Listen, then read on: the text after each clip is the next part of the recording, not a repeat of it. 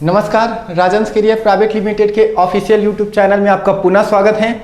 तो चलिए बिना देरी करते हुए आज का क्वेश्चन स्टार्ट करते हैं। जैसे पिछले स्लाइड में हमने क्या देखा था, एंडोक्राइन सिस्टम देखा था, उसके बहुत सारे क्वेश्चन किए थे। आज हम लोग का टॉपिक है सेल, और सेल से रिलेटेड जितने भी एग्जाम में क्वेश्चन आते हैं उसको आज हम लोग देखते हैं। तो चलिए आज का पहला क्वेश्चन देखिए, जीवित कोशिका की खोज किसने की। तो यहाँ पे क्वेश्चन पूछा गया है, जीवित कोशिका की खोज किसने की।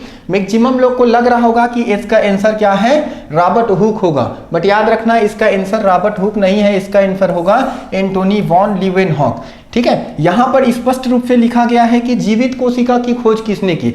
याद रखना रॉबर्ट हुक ने किसकी खोज की, इसने मृत कोशिका की खोज की। मृत कोशिका की खोज किसने किया, तो रॉबर्ट हुक ने किया। रॉबर्ट ब्राउन ने किसका खोज किया, तो इसने याद रखना केंद्रक की खोज की थी। केंद्रक की खोज, न्यूक्लियस की खोज की थी रॉबर्ट ब्राउन ने। और एंटोनी वॉन लीवेनहॉक इसने क्या करा था, प्रथम जीवित कोशिका की खोज की थी। जीवित कोशिका की खोज एंटोनी वॉन लीवेनहॉक ने किया था। और डी ड्यूवे ने किसकी खोज किया था, तो इसने याद रखना इसने लाइसोसोम की खोज किया था। लाइसोसोम की खोज किसने की थी, डी ड्यूवे ने किया था। तो याद रखना इसका करेक्ट आंसर हो जाएगा एंटोनी वॉन लीवेनहॉक। यहाँ से क्वेश्चन पूछेगा आपको कि रॉबर्ट हुक द्वारा जो क्वेश्चन बुक लिखा गया है उस बुक का नाम क्या है। तो रॉबर्ट हुक ने माइक्रोग्राफिया नामक बुक लिखा है। माइक्रोग्राफिया नामक बुक किसके द्वारा लिखा गया है, तो याद रखना ये लिखा गया है रॉबर्ट हुक के द्वारा लिखा गया है। चलिए नेक्स्ट क्वेश्चन की ओर बढ़ते हैं। आज का सेकेंड क्वेश्चन देखिए, किसे कोशिका का पाचक थैली कहा जाता है। कोशिका में जो पाचन करने वाला थैली है उसका नाम पूछा गया है। तो याद रखना गोल्गी बॉडी। गोल्गी बॉडी को तो नहीं कहते हैं, इसको क्या कहते हैं, ट्रैफिक पुलिस कहते हैं। इसे कोशिका का ट्रैफिक पुलिस कहा जाता है। और इसकी खोज किसने की, इसकी खोज की थी कैमिलो गोल्गी ने। कैमिलो गोल्गी ने इसकी खोज की थी, गोल्गी। तो याद रखना ये इसका आंसर नहीं होगा। केंद्रक की खोज याद रखना इसकी खोज किसने की थी, रॉबर्ट ब्राउन ने किया था। रॉबर्ट ब्राउन ने इसका खोज किया था, याद रखना। और राइबोसोम तो इसको प्रोटीन कहते, प्रोटीन फैक्ट्री कहते हैं। इसको क्या कहते हैं, प्रोटीन फैक्ट्री कहते हैं, सेल का फैक्ट्री। और याद रखना ये है आपका लाइसोसोम इसका करेक्ट आंसर हो जाएगा, क्योंकि लाइसोसोम को याद रखना कोशिका की पाचक थैली कहते हैं। देखो लाइसोसोम ये कहाँ पर प्रेजेंट होता है, तो ये सेल वॉल में ये जो प्रेजेंट है यहाँ पर जो दिखाई दे रहा है ये है आपका लाइसोसोम।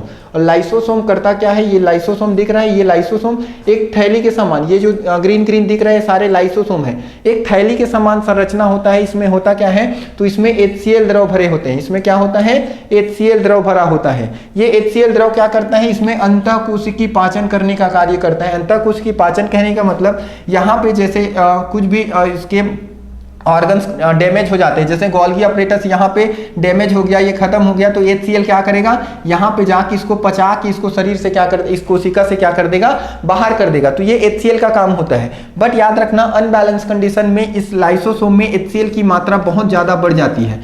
अनबैलेंस कंडीशन में क्या होता है, इस लाइसोसोम में HCl की मात्रा बहुत ज्यादा बढ़ जाती है। और इतना ज्यादा HCl उसमें भर जाता है कि लाइसोसोम ही पूरा फट जाता है। अब लाइसोसोम पूरा फट गया तो सारा HCl किसमें चला जाएगा, कोशिका द्रव्य में चला जाएगा। सारा HCl कोशिका द्रव्य में जाएगा तो कोशिका में जितने भी कोशिकांग है, जितने भी सेल ऑर्गेनेलिस हैं, सारे ऑर्गेनेलिस को क्या कर लेगा, ये HCl पचा लेगा। सारे ऑर्गेनेलिस को पचा लेगा, मतलब ये पूरा कोशिका ही क्या हो जाएगा, डैमेज हो जाएगा, पूरा कोशिका ही पाचन हो जाएगा, कोशिका ही नष्ट हो जाएगा। इसीलिए याद रखना लाइसोसोम को क्या कहा जाता है, पाचक थैली कहा जाता है। कोशिका की पाचक थैली या आत्महत्या की थैली भी कहते हैं। समझ में आ रहा है, आत्महत्या की थैली किसको कहते हैं, तो लाइसोसोम को। तो इसका करेक्ट आंसर हो जाएगा लाइसोसोम। खोज किसने किया था, तो डी ड्यूवे ने इसका खोज किया था लाइसोसोम को। ठीक है, चलिए नेक्स्ट क्वेश्चन की ओर बढ़ते हैं। अगला क्वेश्चन देखिए आपके सामने, इनमें से कौन सी कोशिका एंटीबॉडी बनाती है। देखो बहुत सारे यहाँ पे ऑप्शन दिया है, इसिनोफिल्स, आरबीसी, बेसोफिल्स और लिम्फोसाइट। कौन सी कोशिका है जो एंटीबॉडी का निर्माण करती है। तो पहले एंटीबॉडी देखो, एंटीबॉडी क्या होता है, ऐसे वाई शेप का एंटीबॉडी होता है। कैसे शेप का होता है, ये वाई शेप का होता है एंटीबॉडी। और ये करता क्या है हमारे शरीर में, तो रोग से लड़ने का काम करता है। रोग से लड़ने का काम किसका होता है, इस एंटीबॉडी का होता है। तो यहाँ पर देखिए ये जो एंटीबॉडी है ये दो तरीके से होता है। यहाँ पे जो स्लॉट बने हुए हैं इसके स्लॉट के अकॉर्डिंग ये दो टाइप के होते हैं। यहाँ पे ये वाला जो स्लॉट है इसको बोलते हैं ए वाला स्लॉट, ये एंटीबॉडी ए है, और यहाँ पे ये वाला स्लॉट है इसको बोलते हैं बी वाला स्लॉट, ये एंटीबॉडी बी है। तो ये दो टाइप की एंटीबॉडी आपको दिखाया गया है, ये कैपिटल वाई के शेप में होता है। क्लियर है? तो यहाँ पर पूछा गया है कोशिका में एंटीबॉडी का निर्माण कौन करता है, तो याद रखना ये इसिनोफिल्स, बेसोफिल और लिम्फोसाइट, ये तीनों के तीनों क्या हैं, ये एक प्रकार के WBC हैं। ये एक प्रकार के क्या है, WBC के प्रकार हैं। WBC के 5 प्रकार होते हैं, जिसमें से इसिनोफिल्स, बेसोफिल्स, लिम्फोसाइट, मोनोसाइट्स, ठीक है, और न्यूट्रोफिल्स, ये सारे होते हैं। तो याद रखना यहाँ पे इन तीनों में से जो एंटीबॉडी का निर्माण करता है वो करता है आपका लिम्फोसाइट। इसिनोफिल और बेसोफिल्स याद रखना ये एलर्जी से, वायरस से, छोटे मोटे बीमारी से लड़ने का काम करते हैं, और एंटीबॉडी निर्माण करने का काम किसका होता है, लिम्फोसाइट का होता है। और लिम्फोसाइट याद रखना सबसे छोटी WBC होती है, सबसे छोटी WBC। तो ये भी क्वेश्चन बहुत बार पूछा जाता है, छोटी WBC का नाम बताइए, तो सबसे छोटी WBC लिम्फोसाइट होता है। करता क्या है, तो कोशिका में एंटीबॉडी निर्माण करने का काम करता है। RBC याद रखना, RBC को क्या कहते हैं, इरिथ्रोसाइट्स कहते हैं, और ये RBC सबसे ज्यादा मात्रा में पाया जाता है ब्लड में। ठीक है, ब्लड में मिलियंसों में होता है RBC, बट इसका आकार क्या होता है, सबसे छोटा होता है। चलिए, तो इसका करेक्ट आंसर होगा लिम्फोसाइट। नेक्स्ट देखते हैं अगला क्वेश्चन, हमारे शरीर में कौन सी कोशिका में सबसे कम पुनर्योजन क्षमता होती है। पुनर्योजन क्षमता कहने का मतलब सेल डिवीजन पावर के बारे में बोला जा रहा है। तो कौन सी कोशिका है जिसमें सेल डिवीजन पावर सबसे कम होती है, तो यहाँ पर देखो हमारे जो मस्तिष्क होता है इसमें जो कोशिका होता है, इस कोशिका का नाम होता है न्यूरॉन। इस कोशिका का नाम क्या होता है, न्यूरॉन। और ये है आपका न्यूरॉन का स्ट्रक्चर, ये न्यूरॉन बना हुआ है। तो ये कोशिका में याद रखना सबसे बड़ी कोशिका, सबसे लंबी कोशिका होती है, सबसे लंबी कोशिका होती है, लंबी कोशिका हमारे शरीर का। ठीक है, और ये इसका स्ट्रक्चर है, इसके मुख्य 3 भाग होते हैं। एक होता है इसका एक्सॉन, एक होता है डेंड्राइट वाला भाग, और ये बीच वाला भाग को बोलते हैं साइटोन, इसको बोलते हैं साइटोन। तो इसके मुख्य 3 भाग होते हैं, एक्सॉन, डेंड्रॉन और साइटोन। करता क्या है ये, तो देखो ये यहाँ पे डेंड्रॉन है, डेंड्राइट्स है, और डेंड्राइट्स में बहुत सारे ब्रांचेज होते हैं। यहाँ पे दिख रहा होगा डेंड्राइट के बहुत सारे ब्रांचेज। तो ये जो डेंड्राइट के ब्रांचेज हैं ये करता क्या है, तो सूचनाओं को ये क्या करता है, इंफॉर्मेशन को, सूचना को ये क्या करता है, यहाँ से एक्सेप्ट करता है। और सूचना को यहाँ से एक्सेप्ट करने के बाद इसके थ्रू ये किसको दे देता है, साइटोन को दे देता है। साइटोन क्या करेगा, उस सूचना पर एनालिसिस करेगा, फिर ये आगे इसको किसको ट्रांसफर कर देगा, इस सूचना को एक्सॉन को ट्रांसफर कर देगा। फिर ये जो एक्सॉन है दूसरे न्यूरॉन के डेंड्रॉन से कनेक्ट होता है। एक्सॉन क्या होता है, दूसरे न्यूरॉन के डेंड्रॉन से कनेक्ट होता है, और दूसरे न्यूरॉन को ऐसे क्या करेगा, ये सूचना को ट्रांसमिट कर देगा। तो याद रखना दो न्यूरॉन आपस में जिस टर्मिनल से कनेक्टेड होते हैं उसको हम लोग क्या बोलते हैं, साइनेप्स टर्मिनल कहते हैं। उसको क्या बोलते हैं, साइनेप्स टर्मिनल। और यहाँ से सूचना यहाँ से दूसरे न्यूरॉन में गई, तो एक सूचना एक न्यूरॉन से जब दूसरे न्यूरॉन में जाती है तो उसको हम लोग क्या कहते हैं, न्यूरोट्रांसमीटर जंक्शन। तो यहाँ पे याद रखना ये न्यूरोट्रांसमीटर जंक्शन भी कहलाता है। साइनेप्स, उस देखो 2 न्यूरॉन के बीच के जंक्शन है उसको हम लोग क्या बोलते हैं, न्यूरोट्रांसमीटर जंक्शन। ठीक है, और उसके बीच का जो खाली स्थान है, दोनों न्यूरॉन के बीच में जो खाली स्थान होती है उसको हम लोग बोलते हैं क्या, साइनेप्स टर्मिनल।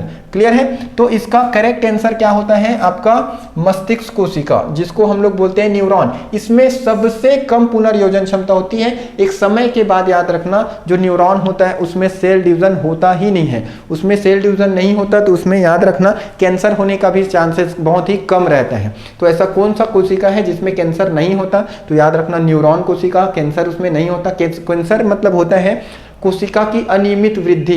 कोशिका जब इरेगुलर ग्रोथ करता है तो उसको क्या बोलते हैं, कैंसर। बट याद रखना यहाँ पे तो मैं बोल रहा हूँ कि ये सेल डिवीजन ही नहीं होता। जब सेल डिवीजन ही नहीं होगा तो उसमें कैंसर होने का चांस ही नहीं होगा। चलो, इसके साथ ही साथ एक क्वेश्चन आपको और पूछेगा, सबसे कम पुनर्योजन क्षमता तो मस्तिष्क कोशिका में होती है, सबसे ज्यादा भी तो पूछ सकता है। तो सबसे ज्यादा यहाँ पे याद रखना कोशिका में सेल डिवीजन पावर किसमें होती है, तो यकृत कोशिका में होता है। यकृत कोशिका का नाम है हिपैटिक सेल। यकृत कोशिका को बोलते हैं हिपैटिक सेल। इसके स्टडी को बोलते हैं हिपैटोलॉजी। इसके स्टडी को क्या बोलते हैं, हिपैटोलॉजी कहते हैं। और हिपैटोलॉजी में याद रखना ये हिपैटिक सेल है, इसमें सबसे ज़्यादा सेल डिवीजन पावर होती है। सेल डिवीजन पावर किसमें सबसे ज़्यादा होती है?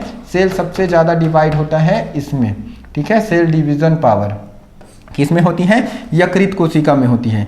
अस्थि की कोशिका, इसको याद रखना ऑस्टियोसाइट कहते हैं, ऑस्टियोसाइट्स कहते हैं, ऑस्टियोसाइट्स। ये बोन सेल को क्या कहते हैं? ऑस्टियोसाइट्स कहते हैं, ठीक है। ये सबसे हार्ड कोशिका होता है हमारे शरीर का। तो यहाँ पर इसका करेक्ट आंसर होगा मस्तिष्क कोशिका, ठीक है। चलिए नेक्स्ट देखते हैं। अगला क्वेश्चन आपके सामने है, निम्न में से कौन सी सबसे छोटी जीवित कोशिका होती है? सबसे छोटी कोशिका पूछा है यहाँ पे, सबसे छोटी जीवित कोशिका। तो दुनिया में जितने भी कोशिका पाया जाता है उसमें सबसे छोटी कोशिका किसकी होती है?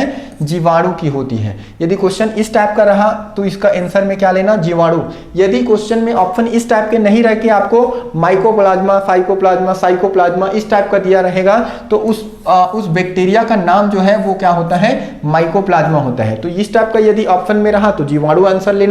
यदि जीवाणु ऑप्शन में नहीं रह के माइकोप्लाज्मा दिया है तो माइकोप्लाज्मा को आंसर लेना। क्लियर है? तो ये क्या होता है? सबसे छोटी कोशिका होती है पूरे विश्व में। सबसे छोटी कोशिका क्या होती है? माइकोप्लाज्मा। माइकोप्लाज्मा के बारे में याद रखना, इसमें कोई भी सेल वॉल नहीं होता।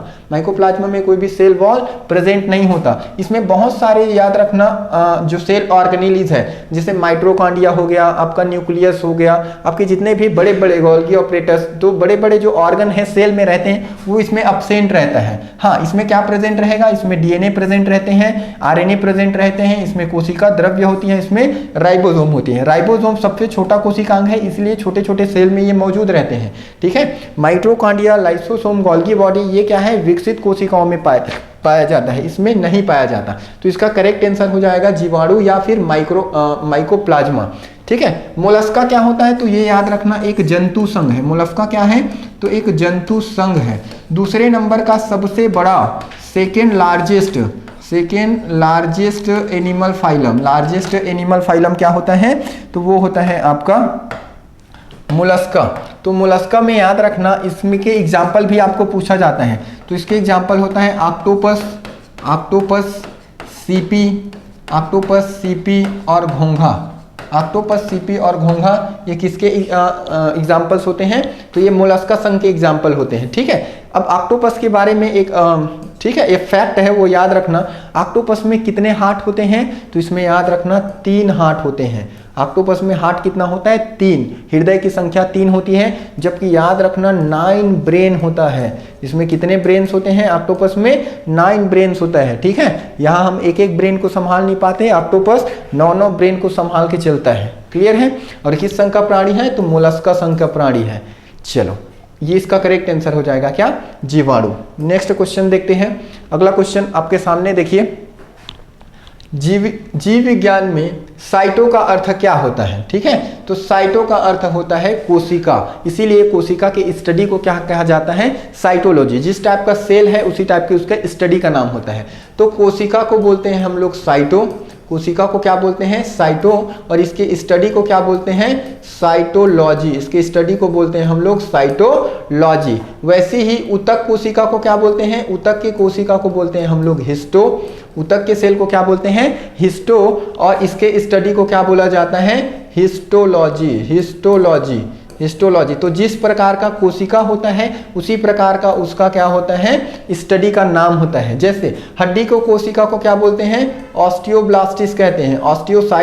ऑस्टियोसाइट्स या ऑस्टियोब्लास्टिस कहते हैं, ये इसके कोशिका का नाम है। और इसके स्टडी को क्या बोलते हैं? इसके स्टडी को बोलते हैं ऑस्टियोलॉजी। ऑस्टियोलॉजी।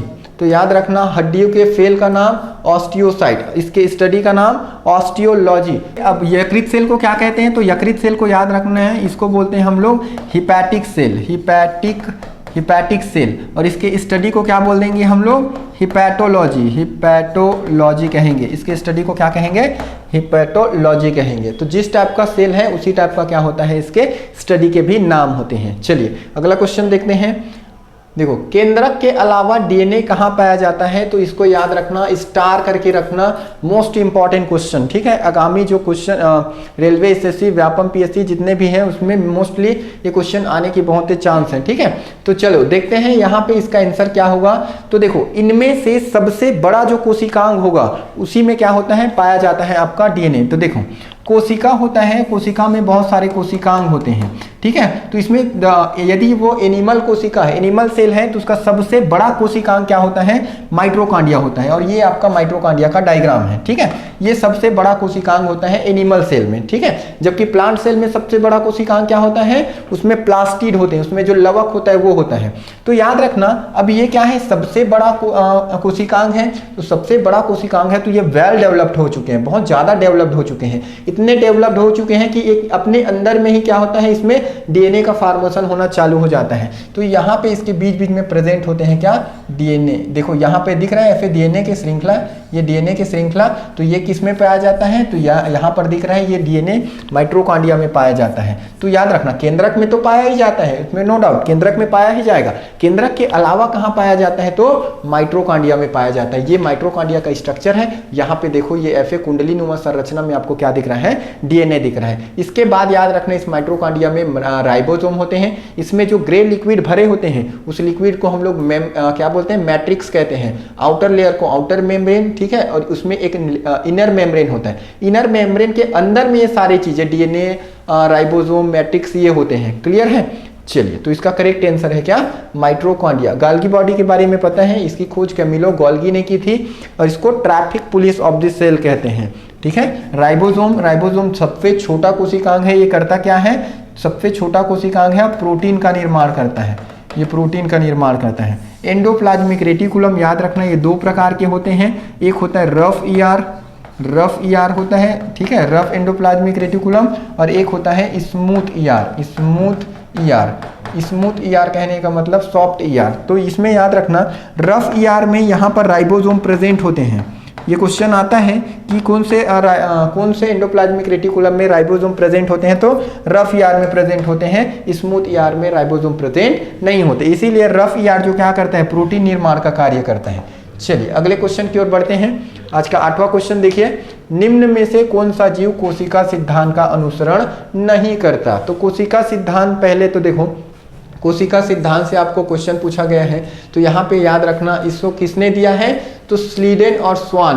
तो साइंटिस्ट से स्लीडेन और स्वान इन्होंने क्या दिया है, कोशिका सिद्धांत दिया है। और कोशिका सिद्धांत में क्या बोला गया है कि दुनिया में जितने भी जीव हैं, सजीव हैं, उस सभी का निर्माण किससे होता है, कोशिकाओं से होता है। चाहे वो सूक्ष्म जीव हो, चाहे बड़े से बड़े जीव हो, सबका निर्माण किससे होता है, कोशिका से होता है। इसीलिए कोशिका को क्या बोलते हैं, कोशिका को जीव की संरचनात्मक और क्रियात्मक इकाई कहते हैं, ठीक है। तो याद रखना यहाँ पर उसके बाद दूसरा कोशिका सिद्धांत क्या होता है, जितने भी नए कोशिका होता है उसका निर्माण जो होता है अपने पूर्ववर्ती कोशिका से होता है।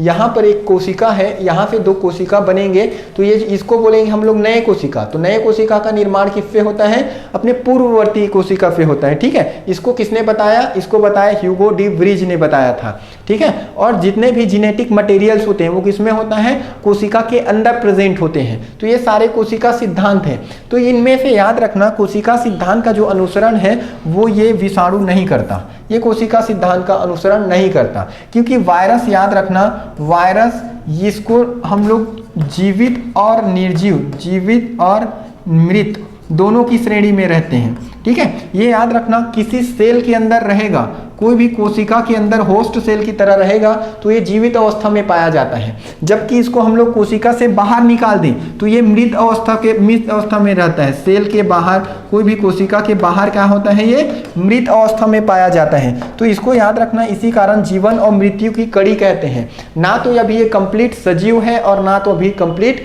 निर्जीव है। समझ में आ रहा है। तो हमने कोशिका सिद्धांत में क्या पढ़ा, कोशिका सिद्धांत में हमने पढ़ा कि सभी जो जीव हैं किससे मिलकर बना होता है, कोशिका से मिलकर बना होता है। तो याद रखना वायरस में तो कोशिका प्रेजेंट ही नहीं रहता। वायरस में कोशिका प्रेजेंट नहीं रहता मतलब इसको हम लोग सजीव माने या निर्जीव माने। जब कोशिका के अंदर है तो अपना डेवलपमेंट चालू कर देता है, इसमें वृद्धि विकास ग्रोथ, ठीक है, सेल डिवीजन, सारी चीज सेल डिवीजन बोलता है, इसमें वृद्धि विकास और ये अपना जनन प्रारंभ कर देते हैं। तो सेल के अंदर तो ये अपना ग्रोथ कर रहा है, मतलब उस टाइम पे ये जीवित है, मगर ये कोशिका से मिलकर नहीं बना है। तो ये क्या हो जाता है, कोशिका सिद्धांत का अपवाद हो जाता है। ठीक है, चलो यहां से क्वेश्चन पूछता है कि जीवाणु के अध्ययन को क्या कहते हैं। तो याद रखना जीवाणु के स्टडी को क्या बोलेंगे, बैक्टीरियोलॉजी। जीवाणु को बैक्टीरिया बोलते हैं, इसकी स्टडी को बोलेंगे बैक्टीरियोलॉजी, बैक्टीरियोलॉजी। ठीक है, अब याद रखना विषाणु के स्टडी को क्या बोलेंगे, वायरोलॉजी, वायरोलॉजी कहेंगे। और याद रखना कवक का स्टडी क्या कहलाता है, माइकोलॉजी, माइकोलॉजी। और शैवाल का अध्ययन, शैवाल का अध्ययन कहलाता है फाइकोलॉजी।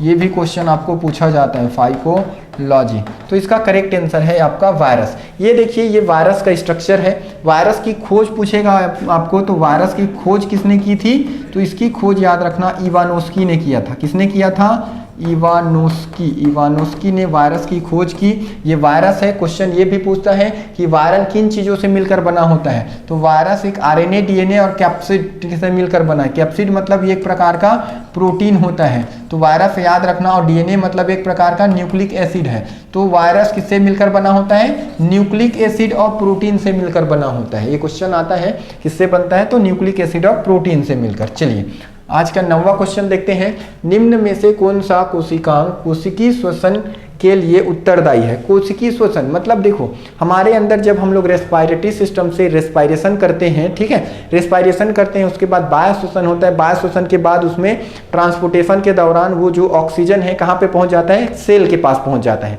सेल में जाने के बाद उसका अंतः श्वसन होता है। तो वहाँ पे उस ऑक्सीजन का काम क्या होता है, उस ऑक्सीजन का काम होता है, देखो रेस्पिरेशन से हम लोग क्या करते हैं, ऑक्सीजन अंदर लिए, ये हमारे फेफड़ों में गया, ये फेफड़ों में गया, ठीक है। फेफड़ों में जाने के बाद, फेफड़ों में जाने के बाद क्या होता है, ये हमारे कोशिका तक पहुंच जाता है।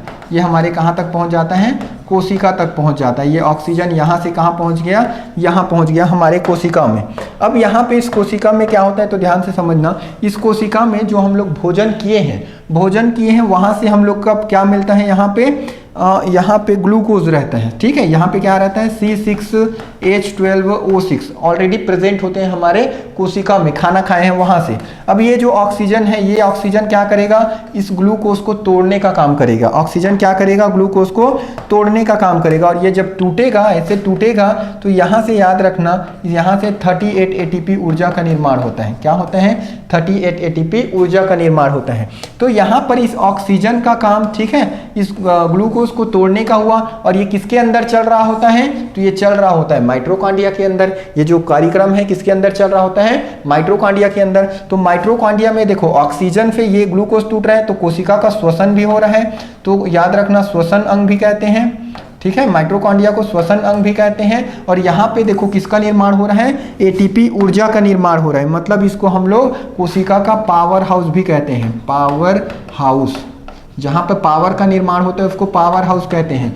तो याद रखना कोशिका का श्वसन अंग भी माइटोकॉन्ड्रिया है, और कोशिका में 38 ATP का निर्माण भी माइटोकॉन्ड्रिया में होता है, इसीलिए इसको कोशिका का पावर हाउस भी कहते हैं। और सबसे बड़ा कोशिकांग होता है हमारे शरीर का, तो इसका आंसर हो जाएगा माइटोकॉन्ड्रिया। लाइसोसोम को आत्महत्या की थैली कहते हैं, केंद्रक को क्या कहते हैं, कोशिका का ब्रेन कहते हैं, और गोल्गी बॉडी को traffic police of the cell कहते हैं।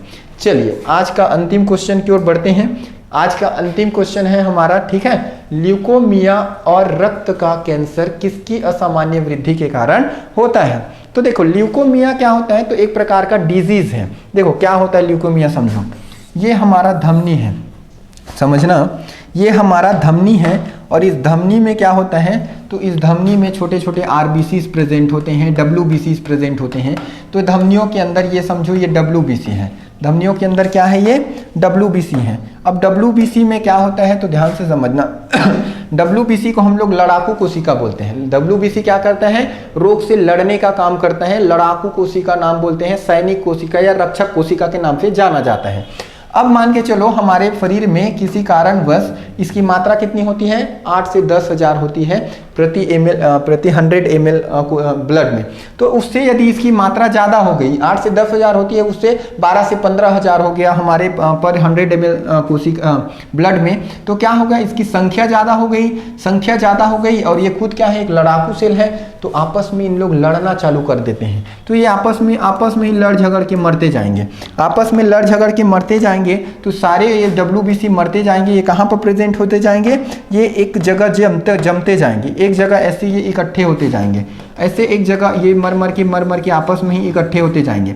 तो एक जगह मर के इकट्ठे हो गए तो यहाँ पर क्या बन जाएगा, एक ट्यूमर बन गया। यहाँ पर क्या बन गया, एक ट्यूमर बन गया, ट्यूमर। और यही ट्यूमर आगे चल के किसका निर्माण करता है, कैंसर का निर्माण करता है। यही ट्यूमर आगे चल के किसका निर्माण करता है, कैंसर का निर्माण करता है। तो ल्यूकोमिया क्या होती है, इसी चीज को हम लोग बोलते हैं ल्यूकोमिया। WBC की अधिकता से WBC आपस में लड़ झगड़ के मर जाते हैं, जिससे एक ट्यूमर बनता है और उससे एक कैंसर हो जाता है। इसी ब्लड कैंसर को, WBC कैंसर को हम लोग ल्यूकोमिया रोग के नाम से जाना जाता है इसी को, ठीक है। तो ल्यूकोमिया एक प्रकार का ब्लड कैंसर है जो WBC की अधिकता से होती है। तो इसका आंसर क्या हो जाएगा, करेक्ट आंसर हो जाएगा श्वेत रक्त कणिकाएं, ठीक है। कमी से क्या होता है, WBC के कमी से होता है ल्यूकोपीनिया।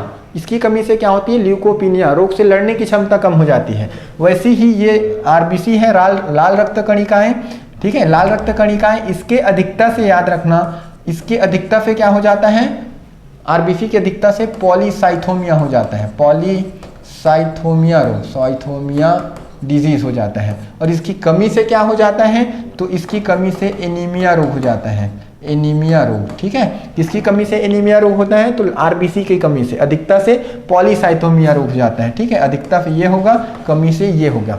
ये देखो ब्लड सेल के प्रकार हैं। इरिथ्रोसाइट मतलब ये RBC, इरिथ्रोसाइट किसको बोलते हैं, RBC। प्लेटलेट्स प्रेजेंट होते हैं, leucocyte, monocyte, eosinophil, basophil, neutrophil, lymphocyte, ये सारे के सारे इसको बोलते हैं ल्यूकोसाइट मतलब WBC। ये पूरा ये क्या है, WBC। और यहाँ पर जो दिख रहा है मोनोसाइट, इसिनोफिल, बेसोफिल, न्यूट्रोफिल और लिम्फोसाइट, ये सारे पांचों के पांचों क्या है, एक प्रकार के WBC हैं। तो WBC के टाइप्स हैं ये। तो ब्लड में मुख्यतः तो 3 ही सेल प्रेजेंट होते हैं, ये 3 ही सेल प्रेजेंट होते हैं ब्लड में मुख्य रूप से, RBC, प्लेटलेट्स और WBC। ये सारे क्या हैं, तो ये सारे के सारे WBC के प्रकार हैं, ठीक है। मोनोसाइट, सबसे बड़ा WBC क्या होता है, मोनोसाइट। सबसे छोटा WBC लिम्फोसाइट। ये क्या करता है, हाई लेवल के जो डिजीज रहता है उसको लड़ने का काम करेगा। लिम्फोसाइट क्या करता है, तो ये एंटीबॉडी निर्माण का काम करता है, एंटीबॉडी का निर्माण करता है, ठीक है। लिम्फोसाइट सबसे छोटी WBC कोशिका होती है। तो इसका करेक्ट आंसर हम लोग लेंगे श्वेत रक्त कणिकाएं। चलिए, तो इस प्रकार आज का ये क्वेश्चन कंप्लीट होता है, ठीक है। डेली ऐसे ही आप लोग के लिए क्वेश्चन सीरीज लाया जाएगा, बायोलॉजी का, केमिस्ट्री का, फिजिक्स, पूरे साइंस का ऐसे ही हम लोग क्या करेंगे, क्वेश्चन प्रैक्टिस करेंगे। तो चलिए, बने रहने के लिए धन्यवाद।